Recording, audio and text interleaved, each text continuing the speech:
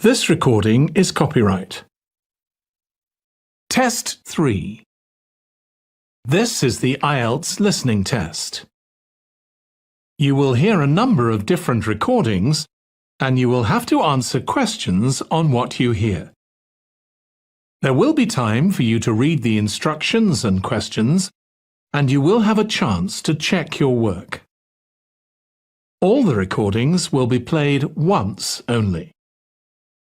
The test is in 4 parts.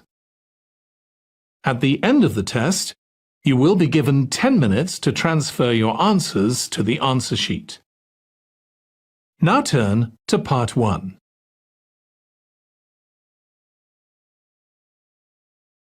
Part 1.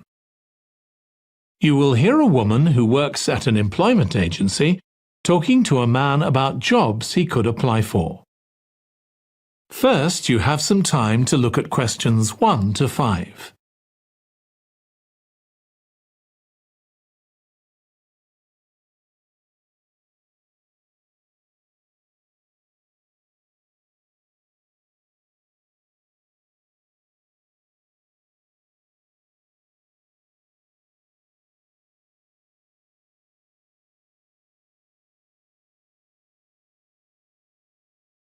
Now listen carefully and answer questions 1 to 5. Good morning. Thanks for coming in to see us here at the agency, Joe. I'm one of the agency representatives and my name's Sally Baker. Hi, Sally. I think we spoke on the phone, didn't we? That's right, we did.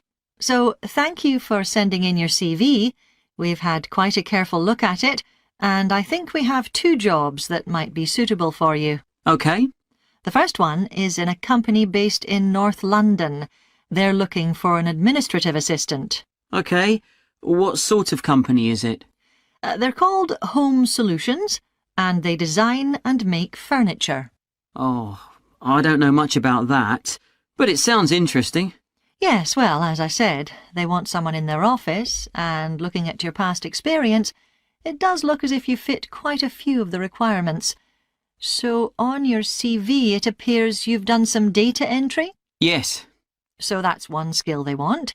Then they expect the person they appoint to attend meetings and take notes there. OK. I've done that before, yes. And you need to be able to cope with general admin. Filing and keeping records and so on. But that should be OK. And in my last job, I also had to manage the diary. Excellent. That's something they want here too. I'd suggest you add it to your CV. I don't think you mentioned that, did you? No. So, as far as the requirements go, they want good computer skills, of course, and they particularly mention spreadsheets. That should be fine. And interpersonal skills, which would be something they'd check with your references. I think that should be OK, yes. Then they mention that they want someone who is careful and takes care with details. Just looking at your CV, I'd say you're probably all right there. I think so, yes. Do they want any special experience? I think they wanted some experience of teleconferencing. Oh, I've got 3 years' experience of that. Let's see. Yes, good. In fact, they're only asking for at least 1 year, so that's great. So is that something that might interest you? It is, yes. The only thing is, you said they were in North London, so it would be quite a long commute for me. OK. Before you hear the rest of the conversation, you have some time to look at questions 6 to 10.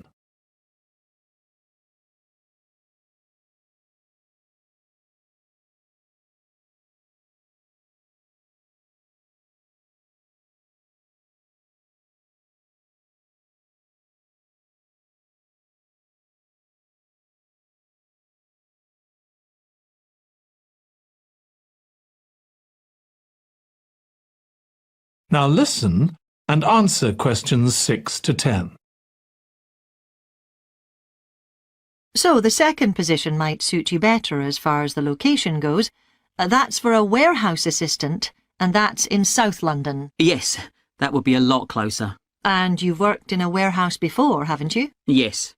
So, as far as the responsibilities for this position go, They want someone who could manage the stock, obviously, and also deliveries.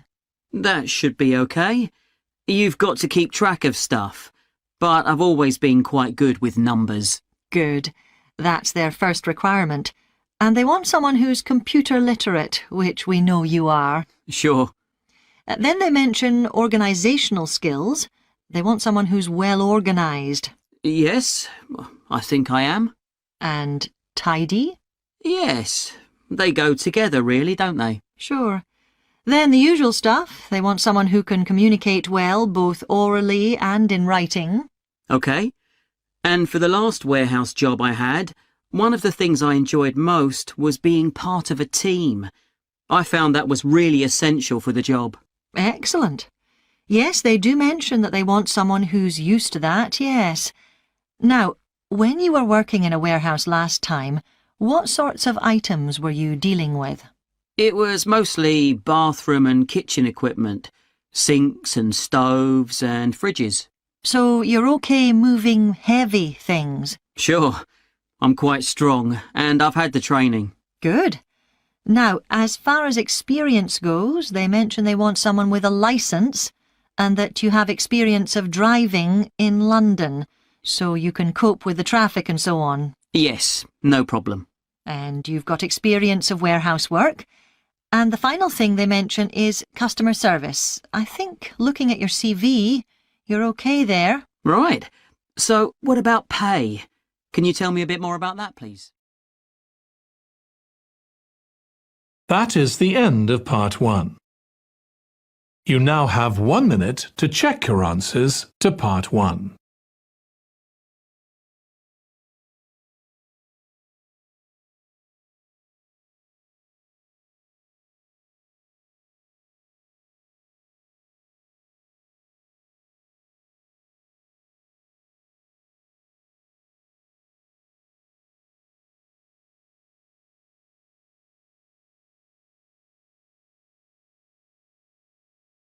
Part 2. You will hear a woman called Alice Riches talking on the radio about a scheme which involves closing streets to traffic to allow children to play. First, you have some time to look at questions 11 to 16.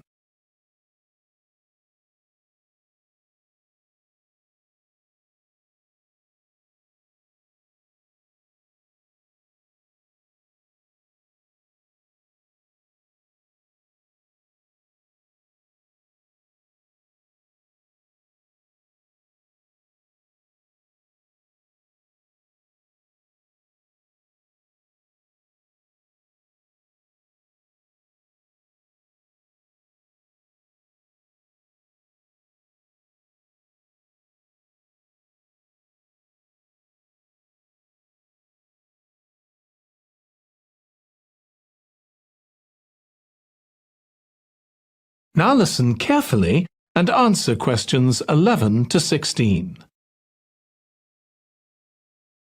My guest on the show today is Alice Riches, who started the Street Play scheme where she lives in Beechwood Road. For those of you that don't already know, Street Play involves local residents closing off their street for a few hours so that children have a chance to play in the streets safely. She started it in her own street, Beechwood Road, and the idea caught on. And there are now street play schemes all over the city. So when did you actually start the scheme, Alice? Well, I first had the idea when my oldest child was still a toddler. So that's about 6 years ago now. But it took at least 2 years of campaigning before we were actually able to make it happen. So the scheme's been up and running for 3 years now. We'd love to be able to close our road for longer, for the whole weekend, from Saturday morning until Sunday evening, for example. At the moment, it's just once a week. But when we started, it was only once a month. But we're working on it. So what actually happens when Beechwood Road is closed? We have volunteer wardens, mostly parents, but some elderly residents too, who block off our road at either end. The council have provided special signs, but there's always a volunteer there to explain what's happening to any motorists. Generally, they're fine about it. We've only had to get the police involved once or twice. Now, I should explain that the road isn't completely closed to cars, but only residents' cars are allowed. If people really need to get in or out of Beechwood Road, it's not a problem as long as they drive at under 20 kilometres per hour. But most people just decide not to use their cars during this time, or they park in another street. The wardens are only there to stop through traffic. So, can anyone apply to get involved in street play? Absolutely. We want to include all kids in the city, especially those who live on busy roads. It's here that demand is greatest. Obviously, there isn't such demand in wealthier areas where the children have access to parks or large gardens, or in the suburbs where there are usually more places for children to play outside. I'd recommend that anyone listening who likes the idea should just give it a go. We've been surprised by the positive reaction of residents all over the city, and that's not just parents. There are always a few who complain, but they're a tiny minority. On the whole, everyone is very supportive and say they're very happy to see children out on the street, even if it does get quite noisy. Before you hear the rest of the conversation, you have some time to look at questions 17 to 20.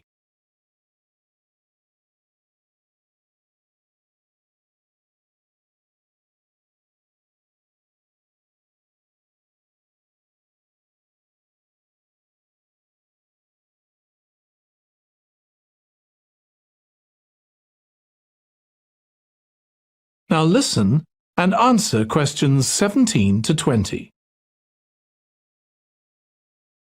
There have been so many benefits of street play for the kids. Parents really like the fact that the kids are getting fresh air instead of sitting staring at a computer screen, even if they're not doing anything particularly energetic.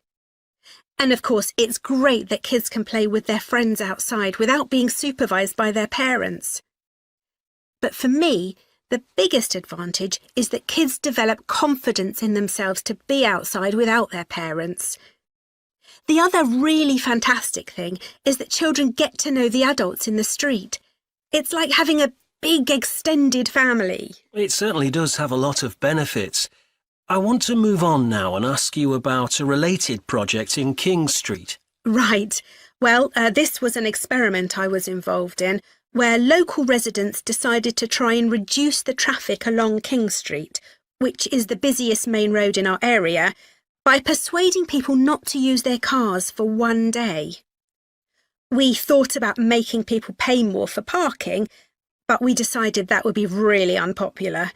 So instead, we just stopped people from parking on King Street, but left the other car parks open. It was surprising how much of a difference all this made. As we'd predicted, air quality was significantly better.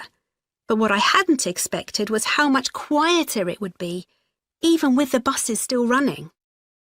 Of course, everyone said they felt safer, but we were actually amazed that sales in the shops went up considerably that day. We thought there'd be fewer people out shopping, not more. That's really interesting. So, the fact that the street was... That is the end of part 2.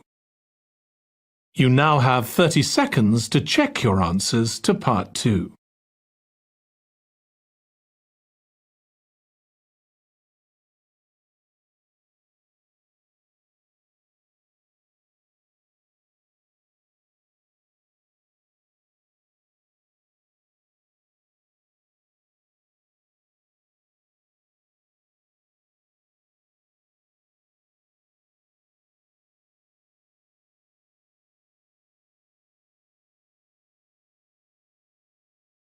Part 3.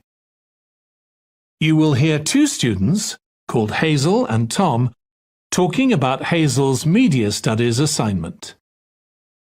First, you have some time to look at questions 21 to 26.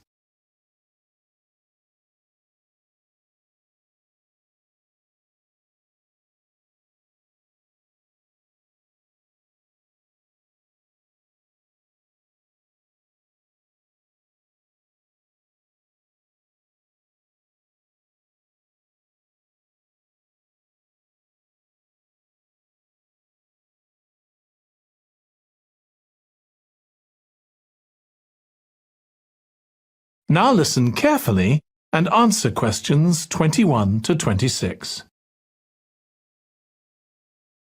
Tom, could I ask you for some advice, please? Yes, of course. If you think I can help. What's it about? It's my first media studies assignment, and I'm not sure how to go about it. You must have done it last year. Is that the one comparing the coverage of a particular story in a range of newspapers? That's right.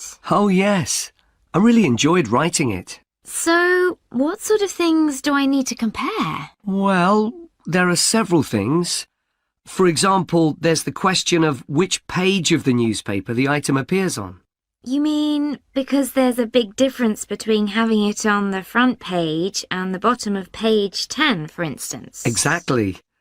And that shows how important the editor thinks the story is. Then there's the size. How many column inches the story is given. How many columns it spreads over. And I suppose that includes the headline. It certainly does. It's all part of attracting the reader's attention. What about graphics? Whether there's anything visual in addition to the text? Yes, you need to consider those too, because they can have a big effect on the reader's understanding of the story. Sometimes a bigger effect than the text itself. Then you'll need to look at how the item is put together. What structure is it given? Bear in mind that not many people read beyond the first paragraph. So what has the journalist put at the beginning? And if, say, there are conflicting opinions about something, does one appear near the end where people probably won't read it? And newspapers sometimes give wrong or misleading information, don't they? Either deliberately or by accident. Should I be looking at that too? Yes, if you can. Compare what's in different versions. And as far as possible, try and work out what's true and what isn't. And that relates to a very important point. What's the writer's purpose? Or at least the most important one, if they have several. It may seem to be to inform the public, but often it's that they want to create fear or controversy, or to make somebody look ridiculous. Gosh, I see what you mean. And I suppose the writer may make assumptions about the reader. That's right. About their knowledge of the subject, their attitudes, and their level of education, which means writing so that the readers understand without feeling patronised. All of that will make a difference to how the story is presented.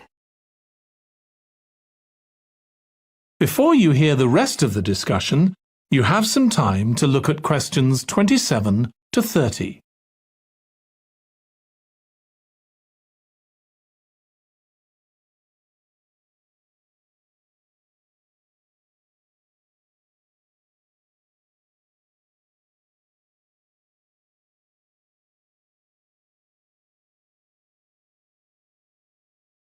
Now listen and answer questions 27 to 30. Does it matter what type of story I write about? No. National or international politics, the arts, anything, as long as it's covered in 2 or 3 newspapers. Though, of course, it'll be easier and more fun if it's something you're interested in and know something about. And on that basis, a national news item would be worth analysing. I'm quite keen on politics, so I'll try and find a suitable topic. What did you choose for your analysis, Tom? I was interested in how newspapers expressed their opinions explicitly. So I wanted to compare editorials in different papers, but when I started looking, I couldn't find 2 on the same topic that I felt like analysing. In that case, I won't even bother to look. So in the end, I chose a human interest story, a terribly emotional story about a young girl who was very ill, and lots of other people, mostly strangers, raised money so she could go abroad for treatment. Actually, I was surprised. Some papers just wrote about how wonderful everyone was, but others considered the broader picture, like why treatment wasn't available here. I usually find stories like that raise quite strong feelings in me. I'll avoid that. Perhaps I'll choose an arts topic, like different reviews of a film or something about funding for the arts. I'll think about that. Yes, that might be interesting. Okay, well, thanks a lot for your help, Tom. It's been really useful. You're welcome. Good luck with the assignment, Hazel. That is the end of part 3. You now have 30 seconds to check your answers to part 3.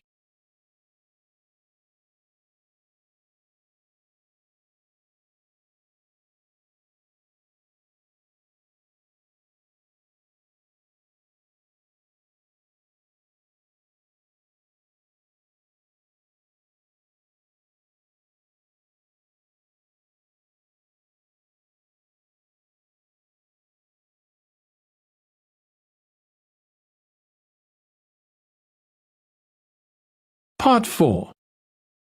You will hear part of a lecture on the early history of keeping clean. First, you have some time to look at questions 31 to 40.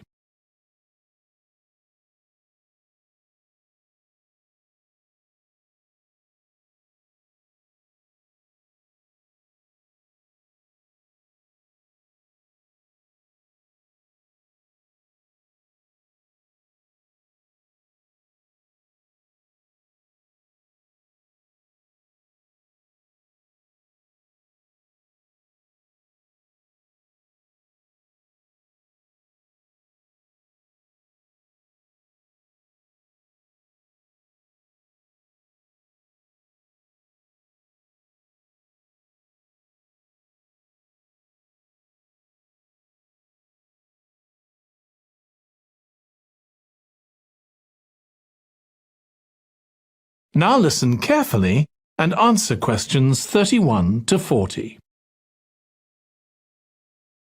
Nowadays, we use different products for personal cleanliness, laundry, dishwashing and household cleaning, but this is very much a 20th century development. The origins of cleanliness date back to prehistoric times.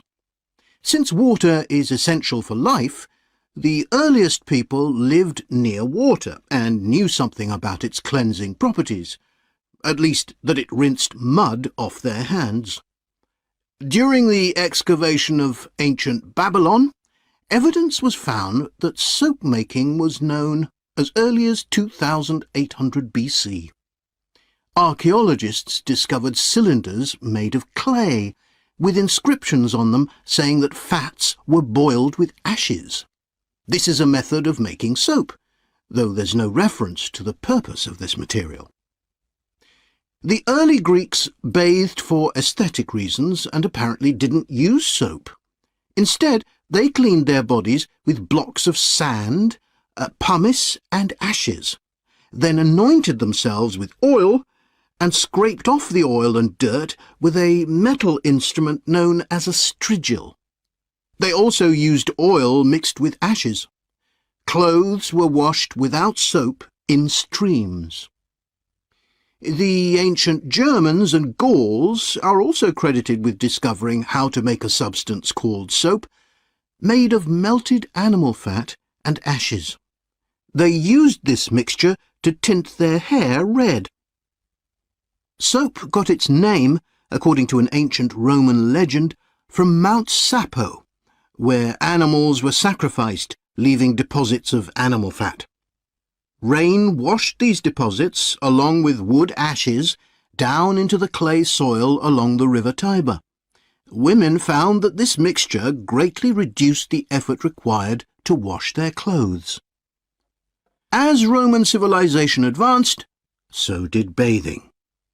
The first of the famous Roman baths, supplied with water from their aqueducts, was built around 312 BC. The baths were luxurious, and bathing became very popular. And by the 2nd century AD, the Greek physician Galen recommended soap for both medicinal and cleansing purposes.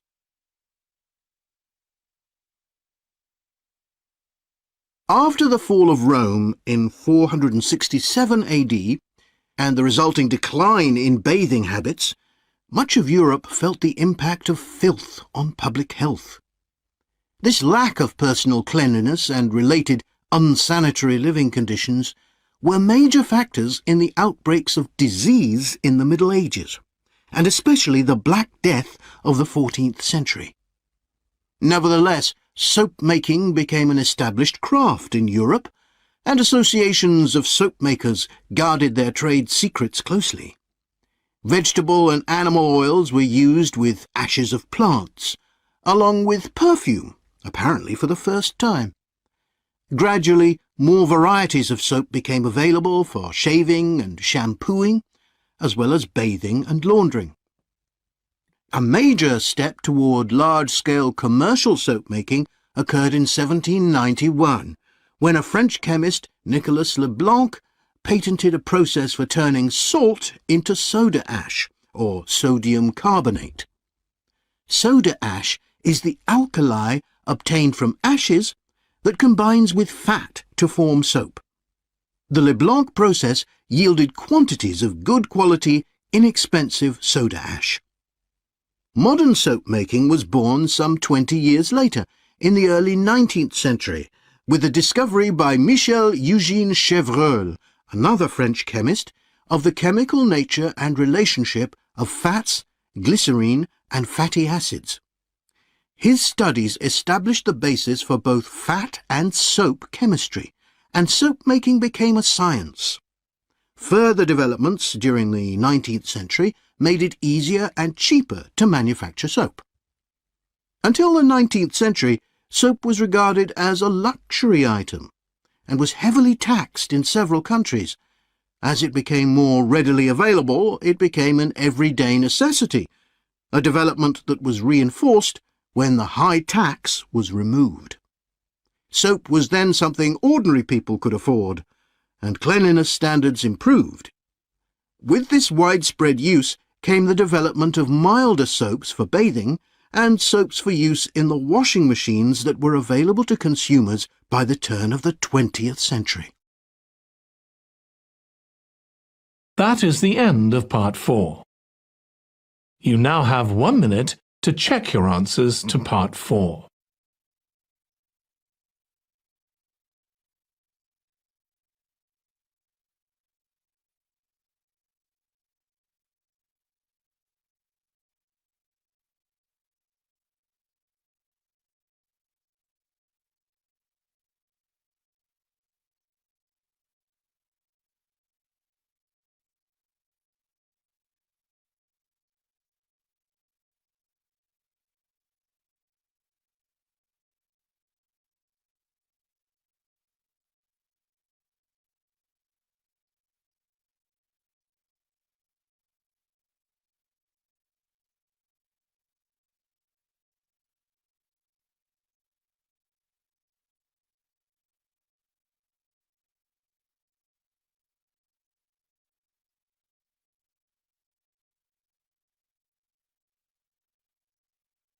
That is the end of the listening test. In the IELTS test, you would now have 10 minutes to transfer your answers to the answer sheet.